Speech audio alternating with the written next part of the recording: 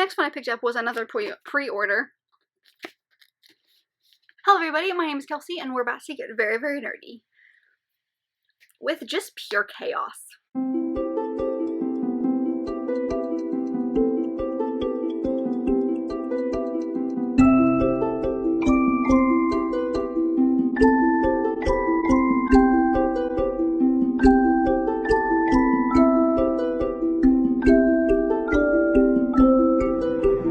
So as the title of this video suggests, it is time to do another haul. This time, 'tis June's haul. I have over 30 books to show you today, so so most of my pre-orders for the entire year came out in June. I think 5 came out on one day specifically. So a lot of pre-orders came in. It was my birthday in June, so I did get a few books from friends. It was my husband and I's anniversary, so we gifted each other books for that. And then my best friend Lauren came down for a weekend at the end of the month, which you would have seen in my last Whatever-a-thon vlog. And we went to book warehouses and bought lots of things. So I have a lot to show you. I will, as always, leave a list down below of all the books that I talk about if you would like to investigate them a little bit more, because I will not be going into grave detail, especially later on in this video when we get to a lot of the historical romances, because I bought them purely for author reasons. If you want to know about anything, I will leave a list down below, so you can check that out.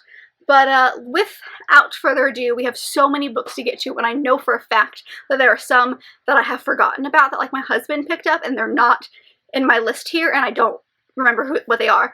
So there's even more than what I'm going to show you today. So let's just stop blabbering about and get into it. So the first thing we picked up is actually an entire series, and that is the Percy Jackson series. We got the paperback box set of them. So we have the Lightning Thief, the Sea of Monsters, the Titan's Curse, ooh, everything is falling, the Battle of the Labyrinth, and then the very last one, which is the Glassed Olympian. I'm sure many people know what the Percy Jackson series is about, but it follows this kid named Percy Jackson, who is a demigod, and he goes to Camp Half-Blood, which is a camp for demigods, to try to get them ready to be demigods, because there are always people after demigods, especially Percy, who doesn't know who his dad is, but his dad is a very powerful god.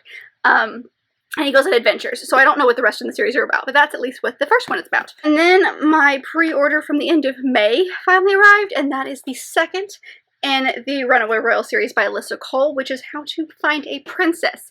I have loved Alyssa Cole's kind of Reluctant Royal series, and I have the first one in this, but haven't read it. Always surprised. So basically, this is a romance between two of our main characters. One is Makita, who is this kind of long-lost heir, and then this girl who I cannot find her name on the back of this, but it's kind of like a private detective who is going to bring her back to this country. And it's their little relationship. I don't know the connection between this and the first book, but this is a very cute one, and I've loved Alyssa Cole's stuff, so of course I had to pick this one up. And then I picked up these two, which were the final two in the Skin books series, I think is what it's called. We have Spark and Scar. They're very shiny. The first one in this was Ink. I read it last year. These are 2 books on my list of books that I need to read by the end of the year. I'm holding out to read these kind of in the fall because they give me a little bit more, maybe not spooky vibes, but a little bit more of that kind of like what I'm looking for in the fall, set in this world where everyone has tattoos and their tattoos kind of tell their life story. And so you continue to get tattoos at every big event in your life, every, you know, family member who is born. And then when you die, your skin is turned into a book, and you can kind of like peruse that book to kind of like peruse that person's life. And then you are kind of judged based on those tattoos. And if you're judged to be, you know, good and you've had a good life, then your book goes to your family. If you're not, then your book is burned and you're forgotten. And it's this girl whose father has a tattoo on him that she didn't know about, and is one of the bad ones, I guess. So this continues on. It's very kind of like dystopian vibes, but I needed to pick up the final 2, but I'm a little bitter because, let me show you this. I bought the paperbacks thinking they were going to be identical. Why is it taller? I'm very bitter. The next book that came out is kind of a pre-order, I guess. It's a pre-order because I pre-ordered the paperback. but this has been out for like a year. And that is The Betrothed by Kira Cass. This is the first in this new series. I don't even know what the series is called. Maybe the Betrothed series. I know the second one like just came out in this, and I've heard lots of iffy things about this. I personally really liked Kira Cass's Selection series. It's a guilty pleasure. Probably won't read it again because I'm afraid I won't like it, but I kind of have enjoyed her writing, you know, that kind of thing. And so I'm excited to get into this one. I don't know what it's about. I believe, like, there's nothing on the back that even, like, tells you what it's about, but it says the king has chosen her, her heart belongs to another. I like kings and monarch stories, so I picked it up. Another pre-order came in, and that is Of Princes and Promises by Sandia Menon. This is the second in her Rosetta Academy series. This follows Of Curses and Kisses, which is kind of loosely based on Beauty and the Beast. This is kind of loosely based on the Princess Frog, the Prince Frog, Frog Prince, the Frog Prince. I made that so complicated. I have learned what this is about at one point, but it kind of follows our bad girl from the first book and her love story, and she falls for this guy who's like not the usual pretty popular boy, and so I think he takes something or uses hair gel, which makes him this like super popular boy, and so he's like debating between this popular persona he's created and who he actually is, because our main girl I think has fallen for who he actually is. I love Sandia Menon's writing. If you just want a fun contemporary kind of rom-com feel, this is your author. I love her stuff. So, of course, I had to pick this one up. Next one I picked up was an ebook, and that is Neon Gods by Katie Roberts. Yes, I picked up another Katie Roberts book. Yes, I haven't read anything by her yet. This is like a Greek story, like a Greek god retelling. I think it's the Hades and Persephone story, if I understand correctly. But it's contemporarily set. That's literally all I know about it. But I know that she writes like ridiculously steamy books, and the fact that this is based on like Greek mythology, perfection. So I went ahead and picked this up. I then got the 4th volume of Heartstoppers in the mail. Now this is not out in the US until December. However, if you go on Book Depository, you can get it that way. So I did. I didn't want to wait. I have loved this series so much. I can't wait to see where it continues.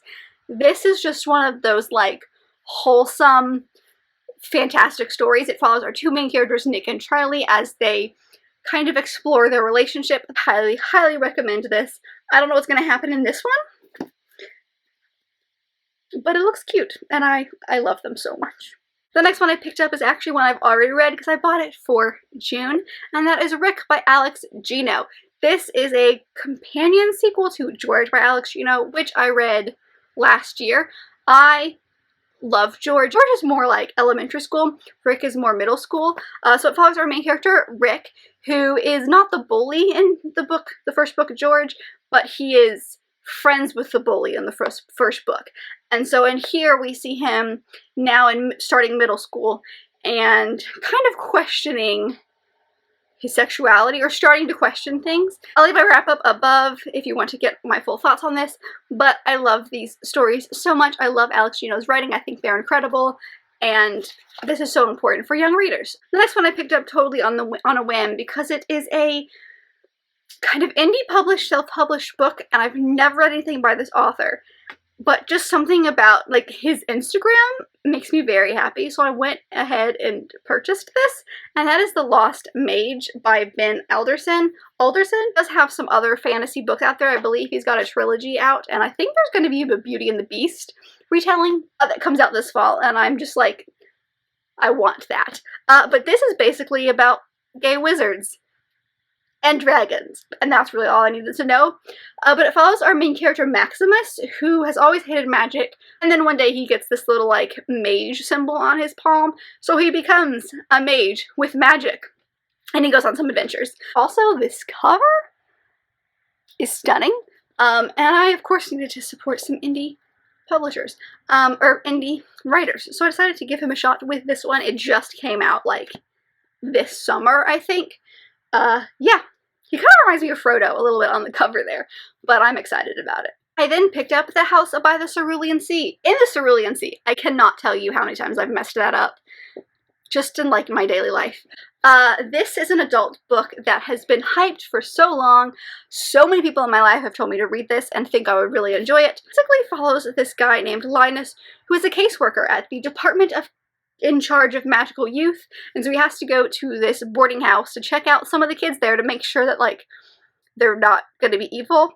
But I think he has a relationship, or at least feelings, for the owner, or like the caretaker, maybe, of that orphanage or house. It has been marketed as like middle grade but for adults, and I've heard incredible things about it. So I finally picked up a copy for myself. So you know who you are who have been wanting me to read this. I promise I will get around to it. But yeah, I finally picked up a copy. The next one I picked up was yet another pre-order, and that is Instructions for Dancing by Nicola Yoon. This is her newest book that came out this month, and I've read both of her other books, Everything, Everything, and The Sun is Also a Star, and really enjoyed those. So I'm excited about this one. I got this because it has to do with dancing. Like, I'm gonna be honest, that's really the only reason that got me really interested in this until I kind of learned a little bit more about it. But dancing is what, like, clued me in. So it follows our main character, Evie, who sees this couple kiss and then is suddenly like flashes to how they got together and how they're gonna break up or how it's gonna end. And so now she's like very stressed about love, and somehow she gets involved in this dance class, and there's this guy named X who will like do anything, and so they join this ballroom dancing competition. I don't know how all of these things tie together, but it gives me very, like, magical realism type vibes, especially with her ability to, like, flash like that. I'm very excited about this. This will be one that I can pick up just, like, when I'm in the mood for some fun, fluffy contemporary and dancing. That's really all I needed to know. The next one I picked up is A Chorus Rises by Bethany C. Morrow. Now, this is a Song Below Water novel, so it's kind of related to that one. I really don't know what this is about. I just know that I really enjoyed that one and wanted to get my hands immediately on this one because it's in that series. I think we follow this teen influencer named Naima, who is kind of like the mean girl from the first book. And she, I think, gets like dragged by the media and canceled by her fans. I'm interested in this one. I really enjoyed A Song Below Water. This cover is just as stunning as that one. Yeah. I have no idea. The next one is 110,000% Gavin's Fault from How to Train Your Gavin, and that is Me, My Dad, and the End of the Rainbow by Benjamin Dean. This cover, but also it kind of has like a little bit of a setback there with like this rainbow. This is a middle grade book that follows this kid named Archie whose parents break up, and he kind of discovers that his dad's gay. I think he goes to Pride, maybe, at some point, but it's just kind of him understanding his dad a little bit more in kind of that world. I've heard incredible things about this book, like nothing but good things about this book, and I needed to get my hands on a copy. So I did. Then I grabbed a copy of One Last Stop by Casey McQuiston. Technically, I ordered 2 of these, but now my best friend has one. I don't know how I did it, but I pre-ordered 2. This is very interesting to me because it gives me magical realism vibes, because we follow our main character August, who's moved to New York City and is very, very skeptical about love, very cynical about love, and then meets this human, Jane, on the train. But Jane's kind of stuck in time and stuck in like the 70s or the 80s. I think it's the 70s. And like I need to know what that means. But I loved this author's previous book, Red, White, and Royal Blue. I am very excited for their next adventure in One Last Stop. I'm not sure when I'm going to pick it up, but it just sounds really amazing, and I expect there to be incredible rep within this book, and I cannot wait. I cannot wait. The next one is The Ghosts We Keep by Mason Deaver.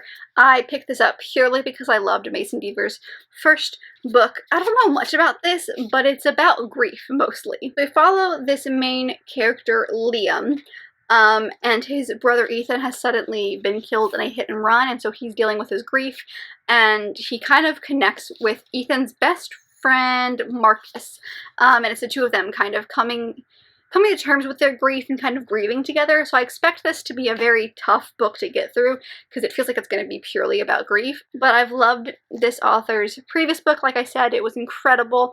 They're an amazing writer. I loved it so much. So I'm very excited to get into their newest book. The next book is a gift from one of you lovely people, and that is The Other Bennett Sister by Janice Hadlow. This is from the lovely Elizabeth. Elizabeth, thank you again for this. This is basically just a reimagining of Mary Bennett. So I don't know if you remember, but I read Mary B in May? Yeah, in May, and just utterly despised it. It was just, I have lots of feelings about it. And apparently this is a significantly better version. I love the idea of learning about Mary Bennett, especially because what you're given in Pride and Prejudice is so little. She's almost barely mentioned at all. And so I'm curious what this author is going to do with what they've been given by Jane Austen, because the author of Mary B, in my opinion, did not do it justice, and I've heard this one is just so good. So thank you so much for this one. Next book is one you would have already seen because I'm planning on reading it in July, and that is The Secret Bridesmaid by Katie Burchell.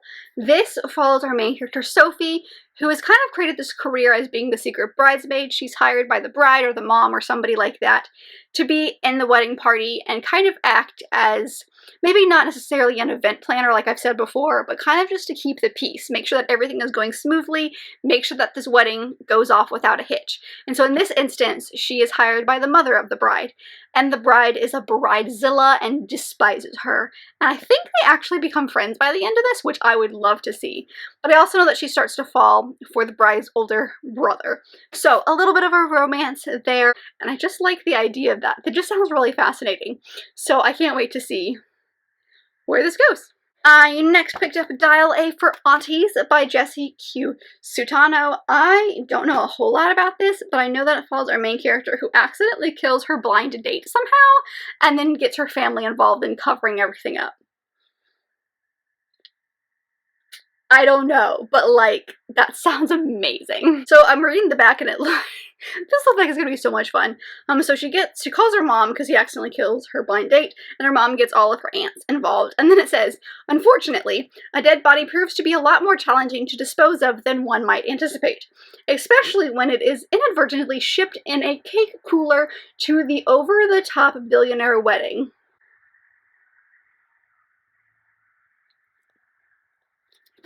I need to know. So the next one is from my lovely friend Serena from Wandering Mind here on YouTube. You probably have heard me say her name many times. We read the Series of Unfortunate Events series last year. But she gifted me A Court of Silver Flames by Sarah J. Maas. This chunk of a book scares the crap out of me, and yet I am so excited about it. So as many of you know, I have been obsessed with the ACOTAR series over the last couple of months, and this is the newest installment that just came out earlier this year.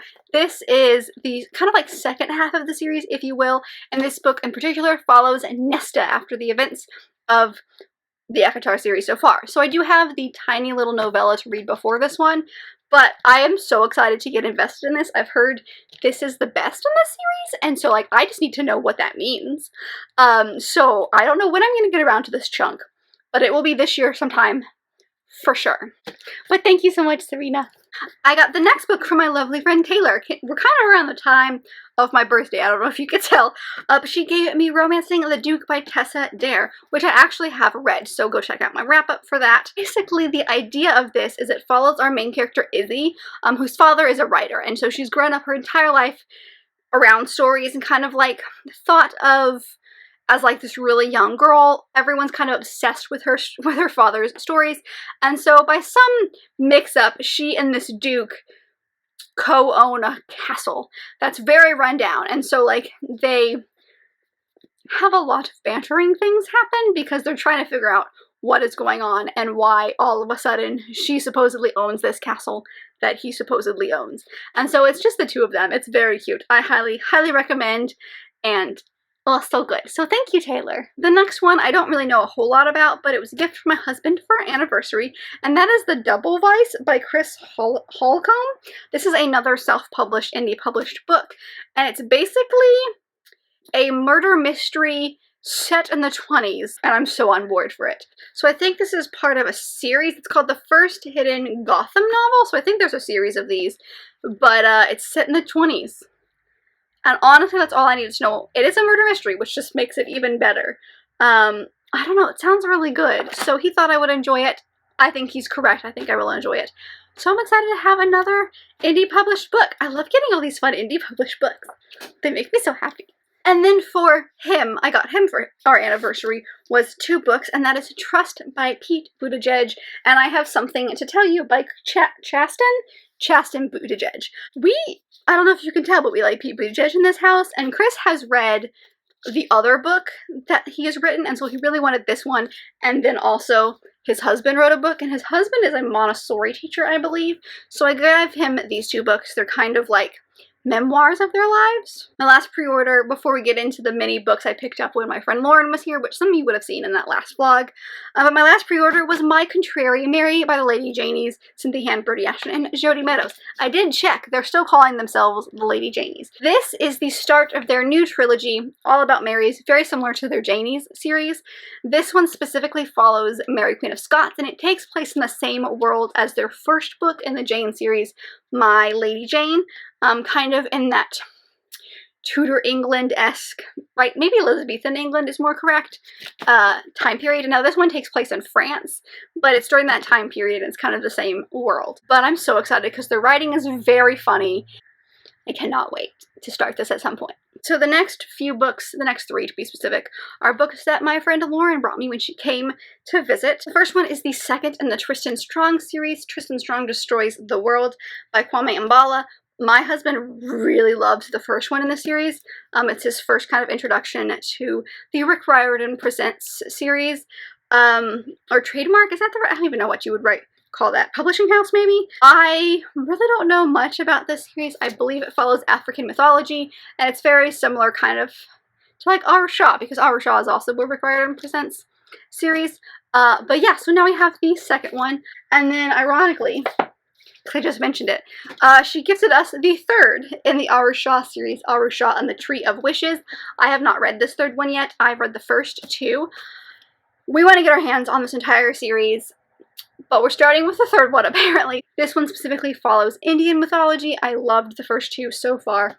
I'm excited to see where our group of friends that we've kind of like cultivated in the last 2 books goes in this one. And then she also gifted me the Christmas book that I'm going to be reading this year, and that is Carols and Chaos by Cindy Anstey. This author, I've got a couple other books by this author, actually right there. And they're all kind of like Victorian England, Regency England-esque books. Now this one specifically is about the Yuletide season. So it looks like this one specifically, it takes place in England in 1817, and it follows a lady's maid and a butler as they fall in love, but it says in which the Yuletide season includes mistletoe and mayhem in equal measures. So I'm curious what this mayhem is, but it's something about a counterfeiting scheme. So like, I feel like there's going to be some kind of mysterious element to this, but I'm so excited. So this one will be kind of put away until December, but I now have my Christmas read for the year, so very excited about that. The next one I picked up is Between Perfect and Real by Ray Stove. This is one that I saw on Maddie from Book Browsing Blog's channel. I have been very interested in this, and so when I saw it, I knew I had to pick it up. But we follow our main character, Dean, who feels like a boy. Like, he knows kind of like he's a boy. It's set in high school, and everyone else looks at him and sees a girl, specifically his girlfriend. And so he is cast in a kind of a modernized Romeo and Juliet, just kind of playing the unconventional Romeo. And in doing so, it's making him very much realize that he wants to come out. He wants to finally transition. He wants to be his authentic self, and he's been kind of putting it off until college. He thinks that like in that in-between time would be a good time to finally kind of be his authentic self. But this play is making him actually want to be his authentic self. So this sounds so good. This sounds like an incredible I think it's YA contemporary. I don't know, just something about this plot really intrigues me. So I saw it and said, yes, you are coming home with me. Oh, I forgot that one. I also picked up a copy of Emma by Jane Austen from Books A Million. I've talked about Emma a lot, and it's like the only Austen book that I like constantly talk about, but I don't have a like single copy of. And I love these editions that are at Books A Million. They're the Arcturus editions. I also have the Northanger Abbey book in this edition. So I'd love to continue to grab these, but I wanted to pick up Emma because I've talked about it and I don't have a copy. But now I do. Let's get into the mangas and graphic novels because I have plenty of those to show you. So, the first one that I picked up is a standalone, and that is I Love You So Much I Hate You by Uni. That's the full title. It's quite a title. But it follows two women. Our main character, who I believe is married, falls for her boss. So, I don't know if this is going to end happily or not, because that just sounds very... like, it's just going to end in heartbreak. But it's a standalone and it sounded really good, so I decided to pick it up. The next one I picked up was the second volume of Witch Hat Atelier by Kwame Shirahama. This one I read the first one in June at some point, but it basically takes place in this world where there are witches and magical, like they have magical abilities, but it's thought to be like something that you're born with, but actually it's something that you can train to do. And so in the first book, our main character Coco kind of starts to train, and then there's like some other interesting things that happen, and it ended on a cliffhanger, so yeah, I grabbed the second one. And then it was a buy two, get one free kind of sale at the Books A Million that I was at. And I kept perusing. I was trying to find the second volume of Dreaming Sun and I couldn't find it.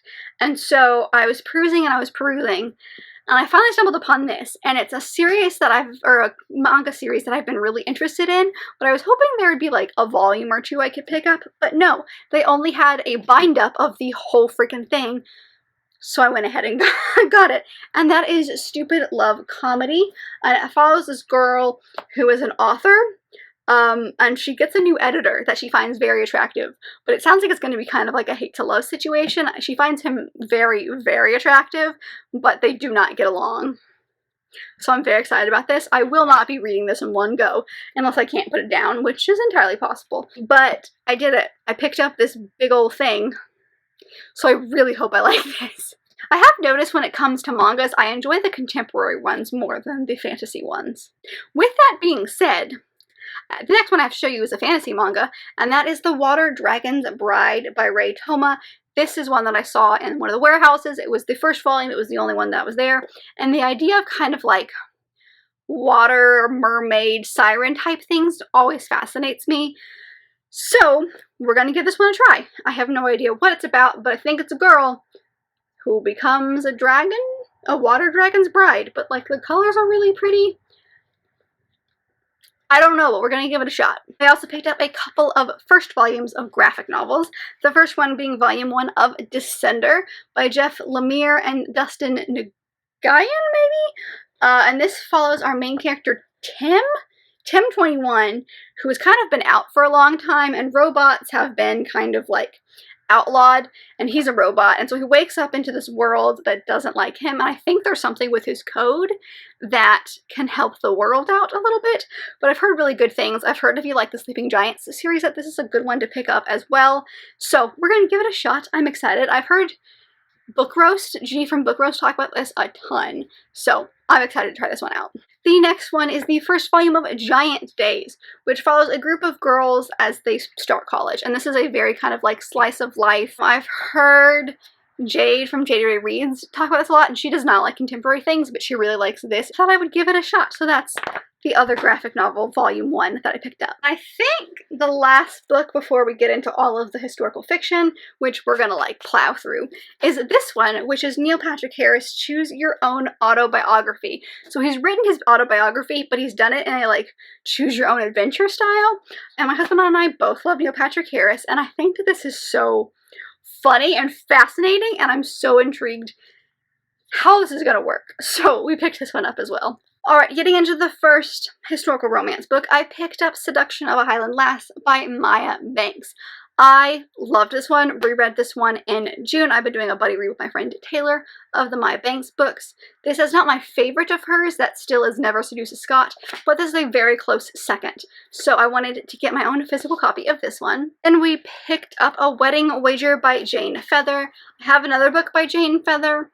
I don't really remember why I picked this one up. I think the cover was pretty, so I picked it up. And the last that's not kind of like part of a series is this book by Lisa Kleypas, which is Stranger in My Arms. And honestly, I looked at the Lisa Kleypas books because she's an author that a lot of people love and have talked about. A couple of her books have sounded really interesting. This one I got purely for the cover. It's very, very shiny, but the step back is so pretty. I'm obsessed with this. It sounds really good. I think it's like this woman whose husband is lost at sea, and then he comes back and he looks very different, but he knows things that he shouldn't know, and so like they fall in love again. I think it's kind of like second chance romance almost. But the cover, it was purely the cover's fault. Then I grabbed a few Tessa Dare books. So I picked up whatever they had at this warehouse. So we have Goddess of the Hunt, One Dance with a Duke, A Lady of Persuasion, Do You Want to Start a Scandal, and then The Wildflower Wager. So I picked up all the Tessa Dare books that they had that weren't duplicates or ones that I didn't already have, and they all sound great. So we'll be reading those at some point. Then I picked up a handful of Joanna Lindsey books because she's the first historical romance author that I ever read, and I just kind of felt like a spot in my heart for her. So any book of hers sounds really good, and I'm going to give it a try. So we have Tender Rebel, Say You Love Me, A Loving Scoundrel, Captive of My Dreams, and Marriage Most Scandalous. So these are mostly I picked up because I loved the editions. I thought they were really pretty, but again, I love Joanna Lindsey, so we grabbed a few of those. And then the last stack I'm going to show you is a bunch of Julia Quinn books because I picked up basically everything except for the very last book in the Bridgerton series. I do have the first one, but I decided I was going to go in and I was like, I'm going to see what they have in the series. I mostly was just looking for a couple, and so I was like, okay, here's what's going to happen. I'm going to buy them, basically put them in my cart until I get to a stopping point. So like if they had, you know, 2 through 4, but not 5, then I was going to stop at 4. Even if they had 6 and 7, I was going to be like, we're going to stop at 4. But they had all except for the last one. So we got all of them. For those who don't know, the Bridgerton series, I'm sure you do, it's been everywhere. It was turned into a Netflix adaptation TV show. The first book was, and it basically follows this family called the Bridgerton family who has 8 kids, and basically each kid is in alphabetical order, and so this is just their stories. So the first one follows Daphne, but then from there we have the second one, which is The Viscount Who Loved Me, which is about Anthony. We have An Offer from a Gentleman, which is, I believe, about Benedict. Then we have To Sir Philip with Love, which is about Eloise. Then we have Romancing Mr. Bridgerton, which is about Colin. We have When He Was Wicked, which is about Francesca. And then It's in His Kiss, which is about Hyacinth. And so there's one more who I believe is about George. I think there's a small kid named George, which is kind of interesting because in the first book, which is the one that I'm basically have just finished reading, George and Hyacinth, like the super young ones, are like 10.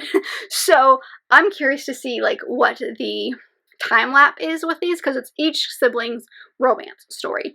So they have to be older than 10, obviously, but it's set in like Regency London, so I'm excited to continue with that series. The second one, Anthony's story, is incredible and a lot of people's favorites, so I'm excited to get to that one.